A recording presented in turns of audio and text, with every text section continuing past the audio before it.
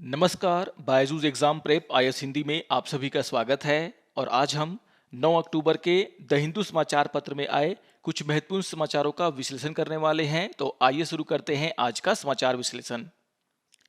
आज के पेपर के पेज नंबर 1 पर एक बहुत ही इंपॉर्टेंट न्यूज आया जिसका शीर्षक है नाइदर फैक्शन कैन यूज सेना नेम एंड सिंबल, और ये इलेक्शन कमीशन के द्वारा कहा गया है। आपको ध्यान में रखना है कि यह टॉपिक समान अध्ययन 2 से जुड़ा हुआ है और इस न्यूज के बहाने हम यहाँ पर यह समझने का प्रयास करेंगे कि आखिर जब एक पार्टी के अंदर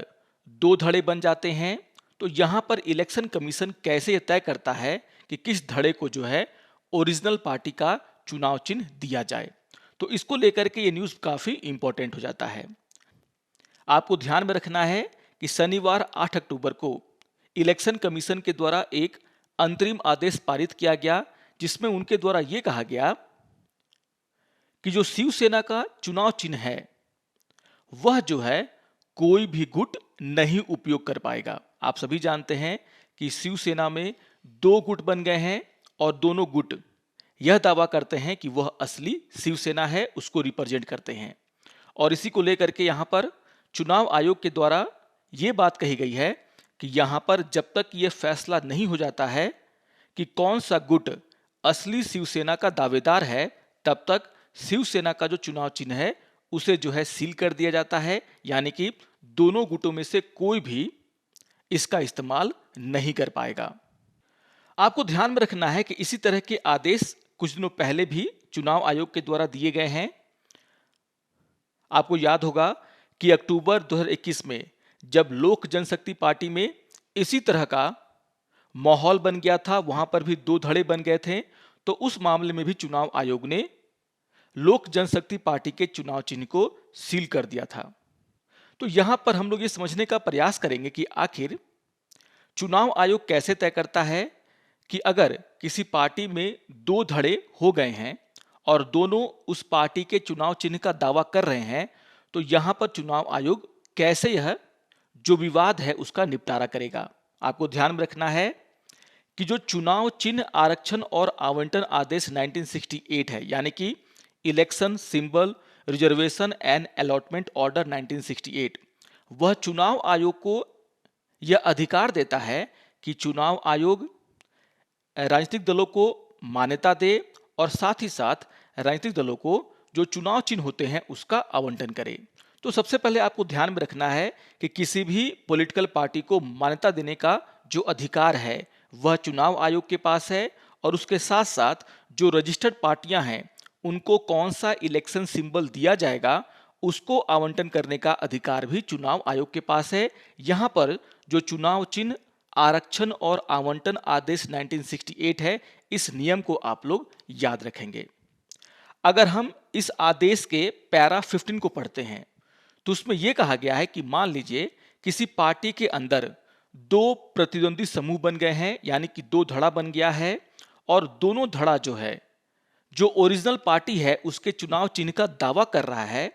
तो इनके बीच में जो विवाद है उसको निपटाने का काम भी चुनाव आयोग के द्वारा ही किया जाएगा। यानी कि यहां पर जो पैरा 15 है वह साफ साफ चुनाव आयोग को यह अधिकार देता है कि जब किसी पार्टी में 2 धड़ा बन जाता है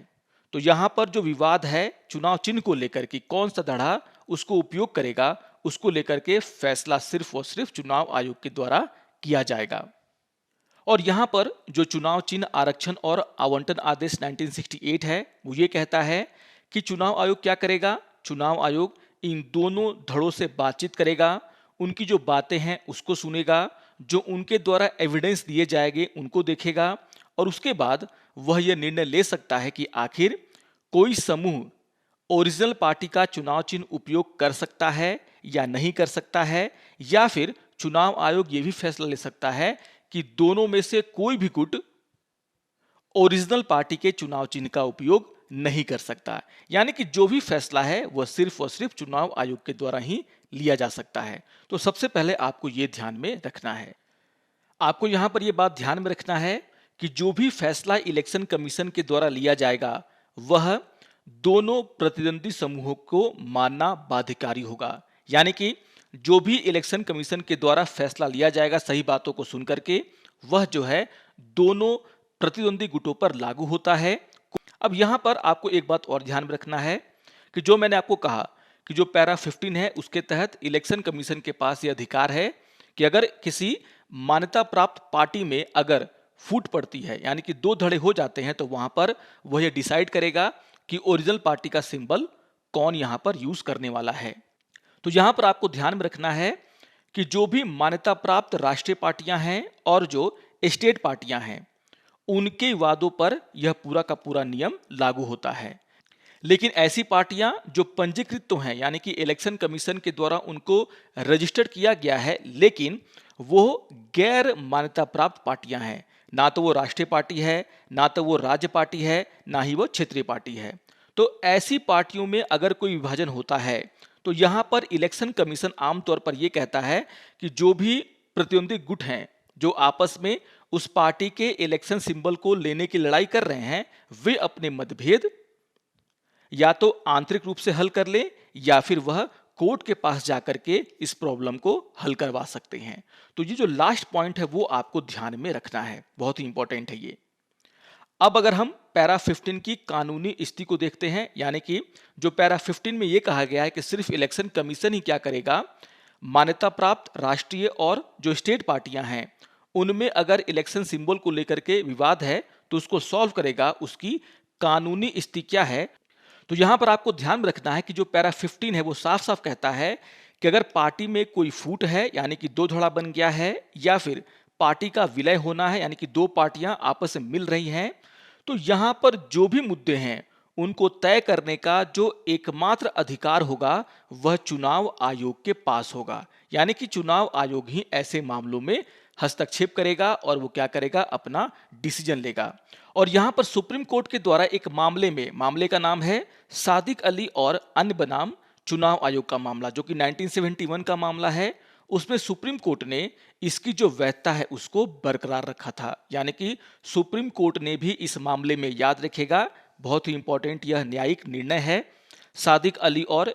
अन्य बनाम चुनाव आयोग, यहां पर जो है सुप्रीम कोर्ट ने साफ साफ कहा कि पैरा 15 के तहत जो चुनाव आयोग को अधिकार दिए गए हैं वो क्या है, वैध अधिकार है। यहां पर सिर्फ चुनाव आयोग ही ऐसे मुद्दों को हल कर सकता है। याद रखिएगा, एकमात्र प्राधिकरण का यहां पर इस्तेमाल किया गया है। तो यानी कि पैरा 15 जो है वह कोर्ट के अनुसार भी वैध है। इसी तरीके से यहां पर आपको यह भी ध्यान में रखना है कि मान लीजिए जब किसी पार्टी में फूट पड़ती है, उसमें दो धड़ा बन जाता है, तो यहां पर चुनाव आयोग किन पहलुओं पर ध्यान रखता है और उसके बाद अपना निर्णय देता है। यहां पर अगर हम चुनाव आयोग की बात करें तो चुनाव आयोग यह सबसे पहले देखने का प्रयास करता है कि जो ओरिजिनल पार्टी थी, यानी कि जो पॉलिटिकल पार्टी है, उसका जो संगठनात्मक विंग है, यानी कि वहां पर जो अलग अलग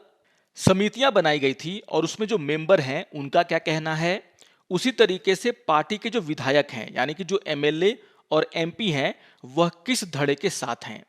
अब यहां पर इलेक्शन कमीशन जो वहां पर समितियां बनाई गई थी और उनके जो सदस्य थे, उनके जो पदाधिकारी थे, उनका राय जानने का प्रयास करता है कि आखिर जो दो लोग पार्टी का दावा कर रहे हैं उसमें से वह किसका समर्थन करते हैं। इसी के साथ साथ जो पार्टी में एमपी हैं, एमएलए हैं, वे जो है किस धड़े के साथ खड़े हैं उसको भी वो देखता है। और उसके अलावा जो धड़े के द्वारा हल्फनामा इलेक्शन कमीशन के पास डाला जाता है, जहां पर वह अपने अपने तर्क देते हैं, उन सभी बातों को देखने के बाद यहां पर चुनाव आयोग अपना निर्णय लेता है। तो यहां पर जो तरीका है उसको आपको ध्यान में रखना है। अब यहां पर जो भी एविडेंस चुनाव आयोग के पास आते हैं उसको देखने के बाद चुनाव आयोग क्या करता है, अपना फैसला सुनाता है। अब यहां पर अगर चुनाव आयोग किसी एक धड़े को पार्टी का इलेक्शन सिंबल अलॉट कर देता है, तो यहां पर चुनाव आयोग जो दूसरा धड़ा है उसे एक अलग पॉलिटिकल पार्टी के रूप में पंजीकृत करने की अनुमति दे सकता है, उसे कोई और सिंबल अलॉट कर सकता है, या फिर इन दोनों में से कोई भी गुट ओरिजिनल पार्टी का सिंबल लेने के लायक नहीं है, तो यहां पर इलेक्शन कमीशन इन दोनों गुटों को यह कह सकता है कि वे क्या करें, अपनी अपनी अलग पॉलिटिकल पार्टी बना ले। और यहां पर इलेक्शन कमीशन इन दोनों धड़ों को एक नया इलेक्शन सिंबल एलोकेट कर सकता है, यानी कि जो ओरिजिनल पार्टी है उसका सिंबल इनके द्वारा क्या किया जाएगा, सीज कर दिया जाएगा। तो बहुत सारी संभावनाएं हैं और चुनाव आयोग ही एकमात्र प्राधिकरण है जो इस पर फैसला लेता है। अब सबसे बड़ा प्रश्न ये उठता है कि आज मान लीजिए एक पार्टी को लेकर के दो धड़े लड़ाई कर रहे हैं, लेकिन हो सकता है कि जो दोनों धड़े हैं वो आगे चल करके अपने मतभेद सुलझा लें और आगे चल करके ये दोनों एक हो जाएं। तो ऐसे मामले में जो है चुनाव आयोग क्या करेगा? तो यहां पर यह बात कही गई है कि मान लीजिए ये दोनों धड़े हैं वह फिर से एकजुट हो जाते हैं और चुनाव आयोग से संपर्क करते हैं कि अब उनकी पार्टी में कोई भी झगड़ा नहीं है, लड़ाई नहीं है और उनका जो ओरिजिनल पार्टी था उसका इलेक्शन सिंबल जो है अब फिर से बहाल कर दिया जाए, वे उसी इलेक्शन सिंबल पर लड़ना चाहते हैं। तो यहां पर इस मांग पर जो है इलेक्शन कमीशन के द्वारा विचार विमर्श किया जा सकता है कि क्या इन समूहों को मिला करके एक इकाई के रूप में मान्यता दिया जाए और जो मूल पार्टी है उसका प्रतीक और नाम फिर से इन दोनों को यूज करने के लिए दिया जाए या नहीं। तो यहां पर भी इलेक्शन कमीशन के द्वारा ही फैसला लिया जाता है। तो यहां पर इस न्यूज के बहाने आपको ध्यान में रखना है कि आखिर अगर किसी पॉलिटिकल पार्टी के नाम को लेकर के, उसके इलेक्शन सिंबल को लेकर के अगर पार्टी के अंदर ही कोई विवाद है, दो धड़े बन गए हैं, तो यहां पर वो जो विवाद है उसको हल करने का जो पावर है वह किसके पास है और जो प्रक्रिया है उसको लेकर के मैंने आपको डिटेल में यहां पे चर्चा किया है। बहुत ही इंपॉर्टेंट हो जाता है यह एग्जाम पॉइंट ऑफ व्यू से। तो इस न्यूज को आप लोग जरूर ध्यान से पढ़ेंगे और जो बातें मैंने आपको यहां पर दी हैं उनको जरूर नोट डाउन कर लेंगे। आइए एक और न्यूज को हम देख लेते हैं। यहां पर आज के पेपर के पेज नंबर 10 पर एक न्यूज आया जिसका शीर्षक है as prison overflow BSF lets migrant with clean record return to Bangladesh. आप सभी जानते हैं कि भारत और बांग्लादेश की सीमा बहुत लंबी है, दोनों जो है एक लंबी सीमा साझा करते हैं और बांग्लादेश से भारत में आने वाले या फिर कभी-कभी भारत से बांग्लादेश में जाने वाले जो लोग हैं उनकी संख्या काफी होती है। अब यहाँ पर ज्यादातर बांग्लादेश से जो लोग हैं वो काम की तलाश में या फिर भटक करके भारत की ओर चले आते हैं। स्मगलिंग भी यहाँ पर एक बहुत बड़ी समस्या है और उसी को देखते हुए यहाँ पर बीएसएफ के द्वारा वैसे माइग्रेंट जो कि क्लीन रिकॉर्ड वाले हैं उनको जेल में ना भेज करके, सुधार गृह में ना भेज करके सीधे यहाँ पर बांग्लादेश को वापस करने की बात यहाँ पर कही जा रही है बीएसएफ के द्वारा और उसी को लेकर के यह न्यूज है। आप इस न्यूज को समान अध्ययन 3 आंतरिक सुरक्षा से जोड़ सकते हैं। आप सभी जानते हैं कि भारी मात्रा में अवैध रूप से बांग्लादेशी भारत में प्रवेश करते हैं। आमतौर पर यह होता है, जो सामान्य प्रक्रिया है उसमें क्या होता है कि जो भी व्यक्ति बांग्लादेश से भारत में प्रवेश करता है तो यहाँ पर बीएसएफ उसको पकड़ करके पुलिस को सौंप देती है और फिर पुलिस क्या करता है, ज्यादातर पश्चिम बंगाल में जो सुधार गृह हैं वहां पर इनको भेज दिया जाता है। लेकिन अभी देखने को यह मिल रहा है कि बीएसएफ ने जब कुछ बांग्लादेशियों को सीमा पार करते हुए पकड़ा तो यहां पर बीएसएफ ने जो बांग्लादेश का बॉर्डर गार्ड है, इसको हम लोग बोलते हैं बीजीबी, वहां से उन्होंने क्या किया, उनसे संपर्क किया और उसके बाद क्या किया उन्होंने कि जो बांग्लादेशी भारत में आ गए थे उनको वापस सौंप दिया गया इंस्टेंटली। अब यहां पर यह एक नई प्रक्रिया जो है देखने को मिल रहा है। अगर हम बांग्लादेश से जो प्रवासी भारत में प्रवेश करते हैं उनकी संख्या को देखते हैं तो अगर हम सिर्फ 2022 को भी ध्यान में रखें तो यहां पर जो बीएसएफ का दक्षिण बंगाल फ्रंटियर है जो कि उस एरिया को देखता है, उसके आंकड़ों से यह पता चलता है कि सिर्फ 2022 में अभी तक यानी कि 5 अक्टूबर तक जो है बीएसएफ के द्वारा 287 लोगों को वापस लौटाया गया है बांग्लादेश। तो आप समझ सकते हैं कि भारी संख्या में बांग्लादेश से लोग जो है भारत की सीमा में प्रवेश करते हैं। एक बहुत बड़ी समस्या जो है ये बनता जा रहा है। अब इसके कारण क्या है, आप सभी जानते होंगे कि सबसे बड़ा जो कारण है वो क्या है, नशीले पदार्थों का तस्करी। तो नशीले पदार्थों की तस्करी होती है, नकली नोटों की तस्करी होती है, सोना का यहाँ पर तस्करी होता है। इसके अलावा अन्य जो प्रतिबंधित वस्तुएं हैं उसको तस्करी करने के लिए लोग एक दूसरे के बॉर्डर में प्रवेश करते हैं। अब यहाँ पर वैसे लोग जो तस्करी के लिए जो है भारत में प्रवेश करते हैं, उन्हें जो है यहां पर बीएसएफ के द्वारा नहीं लौटाया गया है। यह बात आपको ध्यान में रखना है। जो क्लीन रिकॉर्ड वाले लोग हैं, जैसे बहुत सारे बच्चे क्या होते हैं, अपने घरों से लापता हो जाते हैं और वह भटक करके भारत की सीमा में चले आते हैं, या फिर कुछ लोग अपने रिश्तेदारों से मिलने के लिए बॉर्डर क्रॉस करते हैं। कुछ बांग्लादेशी क्या करते हैं, बॉर्डर क्रॉस करके भारत में काम की तलाश में आते हैं और काम करके फिर वापस बॉर्डर पार करके बांग्लादेश में चले जाते हैं। वैसे लोग की यहां पर बात हो रही है। बीएसएफ के द्वारा उन लोगों को जो है अगर पकड़ा जाता है, तो अगर उनका क्लीन रिकॉर्ड है, अगर वे तस्करी में शामिल नहीं है, तो यहां पर उन्हें तुरंत बांग्लादेश को सौंपा जा रहा है। तो ये बातें आपको ध्यान में रखनी है। अगर हम आंकड़ों की बात करें, तो ये जो आंकड़े हैं वो आपके लिए काफी इंपॉर्टेंट हो जाते हैं, क्योंकि भारत और बांग्लादेश में जो बांग्लादेशी प्रवासियों का मुद्दा है वो काफी बड़ा मुद्दा है। और अगर कोई डेटा आपको यहां पर मिलता है इसको लेकर के, तो उसको आपको जरूर यहां पर नोट डाउन कर लेना चाहिए। यहां पर इस न्यूज में प्रिजन स्टैटिस्टिक्स ऑफ इंडिया यानी कि भारतीय कारागार सांख्यिकी का रिपोर्ट प्रदर्शित किया गया है 2021 का। अब यहां पर इसमें यह कहा गया है कि जो हालिया रिपोर्ट है उसमें यह पता चलता है कि देश में जो सुधार गृह हैं उसमें लगभग 5,565 विदेशी कैदी बंद हैं। अगर हम अकेले पश्चिम बंगाल की बात करें, तो पश्चिम बंगाल में 1,746 विदेशी कैदी बंद हैं, यानी कि जो कि कुल संख्या का 31% है। और यहां पर अगर हम इन विदेशी कैदियों में किस देश के नागरिक सबसे ज्यादा हैं उसको देखते हैं, तो यहां पर इन सभी कैदियों में जो बांग्लादेशी नागरिक हैं उनका जो प्रतिशत है वह 40.5% है, यानी कि लगभग 41% जो विदेशी कैदी हैं वह सिर्फ और सिर्फ बांग्लादेशी हैं। तो आप ये समझ सकते हैं इसी से कि जो बांग्लादेश से भारी मात्रा में लोग बॉर्डर पार करके भारत में प्रवेश करते हैं। अब यहां पर एक और समस्या है जिसको कि आपको ध्यान में रखना है। वैसे लोग जो कि बांग्लादेश से भारत में आते हैं, तस्करी करने के लिए आते हैं, क्राइम करने के लिए आते हैं, जिन्हें पकड़ करके जेलों में डाला जाता है, उन पर मुकदमा चलाया जाता है। जब उन्हें सजा होती है तो यहां पर सजा खत्म होने के बाद भी ये देखने को मिलता है कि जेलों में वैसे कैदी अभी भी रह रहे हैं जिनकी सजा खत्म हो गई है। अब इसके क्या कारण है? यहां पर यह कहा गया है कि जो पश्चिम बंगाल के सुधार गृह हैं वहां पर जिन बांग्लादेशी नागरिकों को रखा गया है और जिन्होंने अपना जो सजा का कार्यकाल है उसको पूरा कर लिया है, वो अभी भी जेलों में बंद हैं।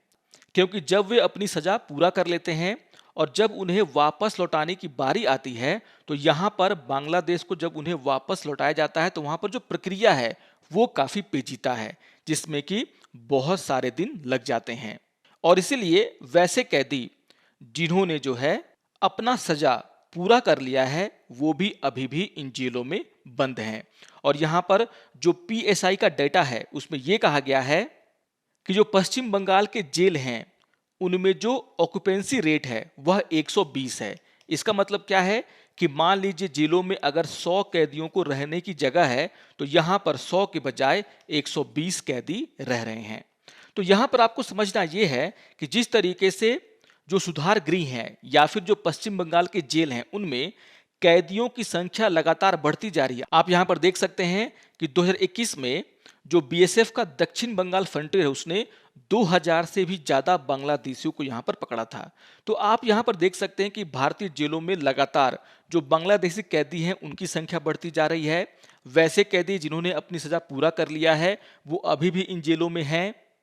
तो इन सभी प्रॉब्लम का सलूशन यही है कि वैसे लोग जो भटक करके भारत की सीमा में चले आते हैं या फिर जो काम की तलाश में या फिर अपने रिश्तेदारों से मिलने के लिए भारत की सीमा में प्रवेश कर जाते हैं, उन्हें इंस्टेंटली जो है बीएसएफ के द्वारा बांग्लादेश से संपर्क करके उन्हें सौंप दिया जाए, जो कि एक अच्छा खासा सलूशन हो सकता है कि हमारे देशों में जिस तरीके से विदेशी प्रवासियों की संख्या बढ़ रही है उसको रोका जाए। आइए एक और न्यूज की हम यहाँ पे चर्चा कर लेते हैं। आज के पेपर के पेज नंबर 12 पर एक न्यूज आया जिसका शीर्षक है early warning for heat wave C huge improvement. ये टॉपिक सामान्य अध्ययन 3 पर्यावरण और आपदा प्रबंधन से जुड़ा हुआ है। आप सभी जानते हैं कि हीट वेव के कारण पाकिस्तान को और हमारे देश को काफी नुकसान झेलना पड़ा है इस वर्ष, और उसी को लेकर के यहाँ पे चर्चा की गई है कि हीट वेव की जांच करने के लिए, उसका पता लगाने के लिए जो अर्ली वार्निंग सिस्टम भारत के द्वारा स्थापित किया गया है हमारे देश में, उनका जो समय से पहले वार्निंग देने की क्षमता है उसमें बढ़ोतरी हुआ है। अगर हम हीट वेव की बात करें तो आप सभी जानते हैं कि हीट वेव असामान्य रूप से गर्म मौसम की अवधि है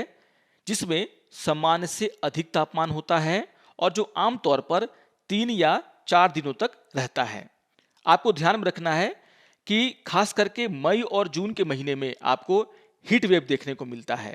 और एक बार जब हीट वेव शुरू होता है, इसे हम लू कहते हैं, तो लगभग 3 से 4 दिनों तक यह चलता रहता है।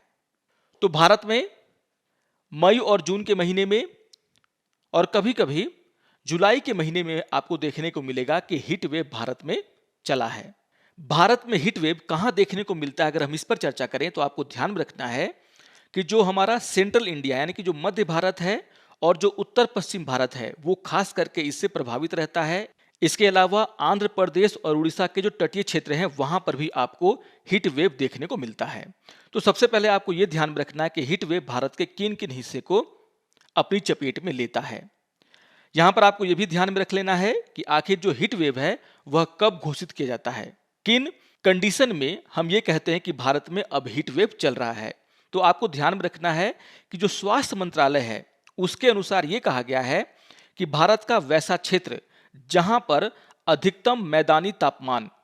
40 डिग्री सेल्सियस या उससे अधिक है तो यहां पर यह कंडीशन हीट वेव का कंडीशन बन जाता है। इसके अलावा अगर कोई तटीय क्षेत्र में जो तापमान है वह 37 डिग्री सेल्सियस से अधिक हो जाता है तो यहां पर हम मान लेते हैं कि वहां पर हीट वेव चलने के आसार बन रहे हैं। उसी तरीके से अगर हम पहाड़ी क्षेत्रों की बात करें तो वहां पर यह कहा गया है कि अगर पहाड़ी क्षेत्रों में अगर तापमान 30 डिग्री सेल्सियस से अधिक पहुंच जाता है तो वहां पर भी हीट वेव की घोषणा की जा सकती है। तो आपको ध्यान में रखना है कि आखिर वो कौन सी स्थिति है जिसमें भारत में हीट वेव चलने को लेकर के घोषणा किया जाता है। ये काफी आपके लिए इंपॉर्टेंट है। अब आप सभी जानते हैं कि जिस तरीके से जलवायु में परिवर्तन हो रहा है उसको अगर देखा जाए तो हीट वेव की जो रफ्तार है या फिर जो उसकी टाइमलाइन है उसमें वृद्धि आपको देखने को मिल रहा है। यहां पर जो रिपोर्ट है वो कहता है कि पिछले 30 वर्षों में भारत में जो हीट वेव की कुल अवधि है उसमें लगभग 3 दिनों की वृद्धि हुई है। मतलब कि जिस तरीके से मैंने कहा कि हीट वेव पहले क्या था, 2 से 3 दिन चला करता था जब इसकी घोषणा होती है उसके बाद, लेकिन यहां पर देखने को मिल रहा है कि अब हीट वेव का जो टाइम पीरियड है वह लगभग पिछले 30 वर्षों में 3 दिनों की अधिक वृद्धि दिखा रहा है। इसके अलावा यह भी अनुमान लगाया जा रहा है कि 2060 तक इसमें जो है 12 से 18 दिनों की वृद्धि का उम्मीद है। तो आप देख सकते हैं कि जिस तरीके से जलवायु परिवर्तन हो रहा है उससे यह आशंका जताई जा रही है कि गर्मी के महीनों में जो हीट वेव का ड्यूरेशन है वो काफी यहां पर बढ़ने वाला है। यहां पर यह भी कहा जा रहा है कि पहले तो सिर्फ सेंट्रल इंडिया में और जो उत्तर पश्चिम भारत है या फिर आंध्र प्रदेश और उड़ीसा के जो तटीय इलाके हैं वहां पर आपको हीट वेव देखने को मिलता था, लेकिन यहां पर यह कहा जा रहा है कि भारत के जो दक्षिण भाग के इलाके हैं वहां पर भी अब हीट वेव धीरे धीरे फैल जाएगा, यानी कि वो इलाके भी अब इसके चपेट में आ जाएंगे। यानी कि रिपोर्ट ये साफ साफ कहती है कि जिस तरीके से जलवायु परिवर्तन हो रहा है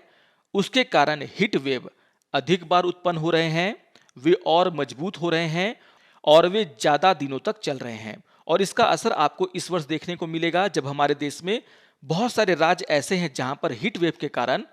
बहुत सारी मौतें हुई। भारत और पाकिस्तान इससे बुरी तरीके से प्रभावित रहे हैं। तो आप देख सकते हैं कि धीरे धीरे यह काफी डेडली होता जा रहा है। और इसी को देखते हुए भारत सरकार के द्वारा, भारत के द्वारा, आईएमडी के द्वारा देश के अलग अलग हिस्सों में ऐसे सिस्टम स्थापित किए गए हैं जिससे कि हम ये पता लगा सकें कि हीट वेव कब आने वाला है, उस कंडीशन को हम जान सकें कि कब हमारे देश में और किन किन राज्यों में, किन किन स्थानों में हीट वेव आएगा। और इसी को लेकर के इस न्यूज में यह कहा गया है कि जो अभी हमारे पास अर्ली वार्निंग सिस्टम है हीट वेव को लेकर के, उसकी जो एफिशिएंसी है उसमें बढ़ोतरी हुई है। जैसे यहां पर यह कहा गया है कि जो आईएमडी की कैपेबिलिटी है कि वह कितने दिन पहले हीट वेव को पहचान लेगा, तो यहां पर उसमें जो है 4 से 5 डेज यानी कि 4 से 5 दिनों का जो एक्यूरेसी यहाँ पर दिखाया जा रहा है, यानी कि जब हीट वेव आने वाला उससे 4-5 दिन पहले ही जो है आईएमडी का जो सिस्टम है वो इसको भांप लेता है। तो इसी को लेकर के यहाँ पर सारी बातें कही गई हैं। तो यहाँ पर सबसे इंपॉर्टेंट ये हो जाता है कि आप ये जानें कि आखिर हीट वेव क्या होता है और इसकी चपेट में भारत का कौन सा हिस्सा आता है और किस तरीके से इस पर जो है जलवायु परिवर्तन का असर हो रहा है, और इसी को ध्यान में रख करके आप इस न्यूज में जो इंपॉर्टेंट बातें हैं उसको देखने का प्रयास करें। आइए एक और न्यूज को देख लेते हैं। आज के पेपर के पेज नंबर 10 पर एक न्यूज आया जिसका शीर्षक है clean sweep for Mahatma Gandhi NREGA attendance app only in 8 state, और ये टॉपिक समान अध्ययन 2 से जुड़ा हुआ है। आपने देखा होगा कि कुछ दिनों पहले हमने चर्चा की थी कि ग्रामीण विकास मंत्रालय के द्वारा एक मोबाइल ऐप लॉन्च किया गया है जिसका नाम है राष्ट्रीय मोबाइल निगरानी सॉफ्टवेयर ऐप, यानी कि नेशनल मोबाइल मॉनिटरिंग सॉफ्टवेयर, जिसे हम शॉर्ट में बोलते हैं NMMS। और इसे जो है 21 मई 2021 को लॉन्च किया गया था। और यहां पर यह कहा गया था, जब इस ऐप को लॉन्च किया गया था तो कहा गया था कि इस ऐप के जरिए जो महात्मा गांधी नरेगा योजना है, इसके अलावा अगर हम प्रधानमंत्री आवास योजना की बात करें या फिर प्रधानमंत्री ग्राम सड़क योजना की बात करें, तो ये जो महत्वाकांक्षी योजनाएं हैं उनमें पारदर्शिता लाने के लिए, योजनाओं की उचित निगरानी करने के लिए इस ऐप को लॉन्च किया जा रहा है। और सरकार का यह कहना था कि जहां भी महात्मा गांधी नरेगा के तहत काम हो रहा है वहां पर अब ऐप के माध्यम से ही अटेंडेंस लगेगा, कितने देर तक काम हुआ है इसका पता इससे चल जाएगा, यानी कि टाइम स्टैम्प भी यहां पर आपको देना होगा। इसके अलावा जियो कोऑर्डिनेट के साथ टैग की गई तस्वीर भी यहां पर इस ऐप के माध्यम से भेजना होगा। मतलब कि आप किस जगह पर काम कर रहे हैं उसका जो कोऑर्डिनेट है उसके साथ आपकी तस्वीर जाएगी, जिससे सरकार को यह पता चल जाएगा कि जो महात्मा गांधी नरेगा योजना के तहत आप जो है किस क्षेत्र में काम कर रहे हैं। तो एक तरीके से इस ऐप के माध्यम से पारदर्शिता लाने की बात कही गई थी महात्मा गांधी नरेगा जैसी योजनाओं में। लेकिन यहां पर देखने को यह मिल रहा है कि बहुत कम राज्य जो हैं इसको पूरी तरीके से लागू कर रहे हैं। और यहां पर केंद्रीय ग्रामीण विकास मंत्रालय के द्वारा जो आंकड़े जारी किए गए हैं उसमें यह पता चलता है कि केवल 8 राज्य ऐसे हैं जहां पर जो महात्मा गांधी नरेगा के तहत काम कराए जा रहे हैं उसमें से 90% या उससे अधिक कार्यस्थलों पर इस ऐप का उपयोग किया जा रहा है। और यहां पर उन राज्यों का नाम मैंने आपको दे दिया है, लेकिन सिर्फ 8 राज्यों में ही इसका इस्तेमाल हो रहा है। बहुत सारे राज्य जो हैं अभी तक उन्होंने इसका पूरी तरीके से इस्तेमाल शुरू नहीं किया है। तो यहां पर आपको ध्यान में रखना है कि जो ऐप लॉन्च किया गया था और जिस उद्देश्य से इसको लॉन्च किया गया था उस उद्देश्य की प्राप्ति में हम काफी पीछे हैं। बहुत सारे राज्यों के द्वारा बहुत सारी बातों को लेकर के अपनी आशंकाएं जताई गई हैं, जैसे क्या बिना इंटरनेट के यह ऐप काम करेगा या नहीं काम करेगा। तो इस तरह की बहुत सारी बातें जो हैं राज्य सरकारों के मन में हैं और कहीं ना कहीं इसीलिए बहुत सारे राज्य सरकारों के द्वारा इसका उपयोग नहीं किया जा रहा है। तो इस न्यूज को भी आप लोग जरूर देखेंगे।